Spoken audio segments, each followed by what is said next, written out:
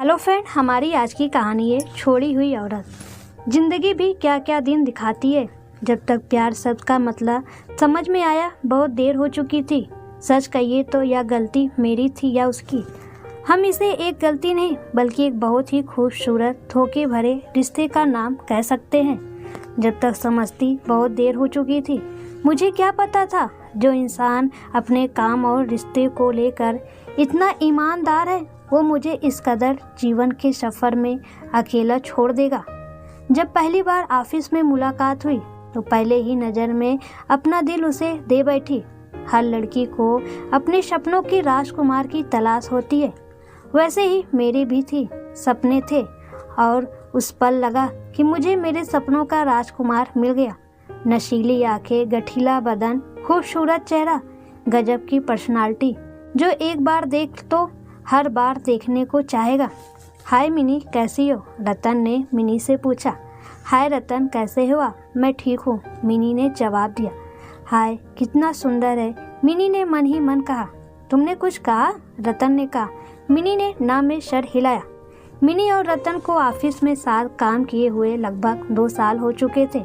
ये दोस्ती कब मोहब्बत में बदल गई दोनों को पता ही नहीं चला। मिनी अपने माता पिता की इकलौती बेटी है। उसने अपने माता पिता को रतन के बारे में सब कुछ बताती और कहती है कि वो रतन से शादी करना चाहती है, पर जब तक आप लोग इस रिश्ते के लिए तैयार नहीं होंगे मैं रतन से शादी नहीं करूँगी, बिना आपकी मर्जी के साथ। मिनी के माता पिता रतन से मुलाकात करते हैं और उन्हें रतन पसंद आता है। मिनी के माता पिता ने रतन से शादी की बात करते हैं और साथ ही उसके माता पिता से मिलने की इच्छा भी जाहिर करते हैं। तभी रतन कहता है, मैं अपने माता पिता को कल ही यहाँ पर आने को कह देता हूँ और आप लोग सब मिलकर शादी की बात कर लें। हर लड़की की तरह मिनी के भी अपने शादी को लेकर बहुत सारे सपने थे। वह हर सपने को जीना चाहती थी और ऐसा होता भी है। चटमंगनी पर ब्याह हो जाता है। मिनी अपनी शादीशुदा जिंदगी में बहुत खुश थी। तभी उसकी खुशियों पर ग्रहण लग जाता है जब मिनी को रतन के पहले शादी की बात पता चलती है। यह जानकर मिनी सन्न रह जाती है। रतन, तुमने मुझे धोखा दिया, इतनी बड़ी बात मुझसे छिपाई।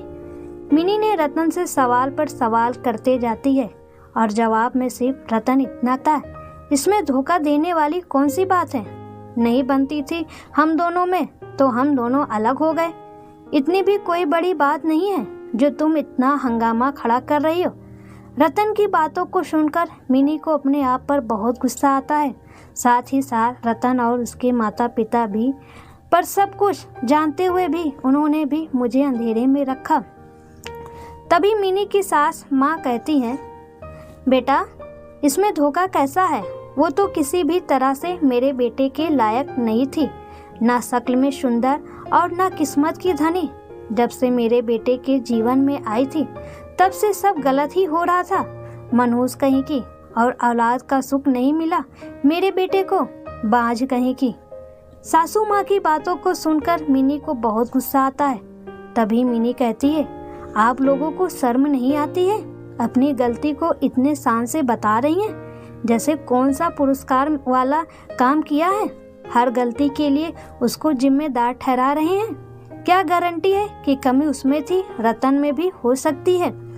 मिनी, क्या बकवास कर रही हो? सब गलती औरतों की होती है, मुझ में कोई कमी नहीं है। रतन गुस्से में मिनी को कहता है, मुझे तुमसे कोई रिश्ता नहीं रखना है। तुम जैसे धोखेबाज और खुदगर्ज लोगों से मेरा कोई रिश्ता नहीं है। अगर मैं भी माँ नहीं बनी तो मुझ पर सवाल खड़े करोगे और मुझे बदनाम करोगे। नहीं रहना मुझे इस धोखे भरे रिश्ते में। गलती मेरी है जो तेरे प्यार में इतनी अंधी हो गई थी। जो तुम्हारी सोच औरत के लिए है वो मैं समझ ना सकी।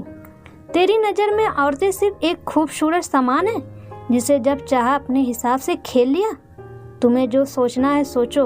औरतों की औकात सिर्फ घर में पड़े एक सामान से ज़्यादा नहीं है। कहाँ जाओगी? समाज में सब लोग तुम्हें छोड़ी औरत का नाम देंगे।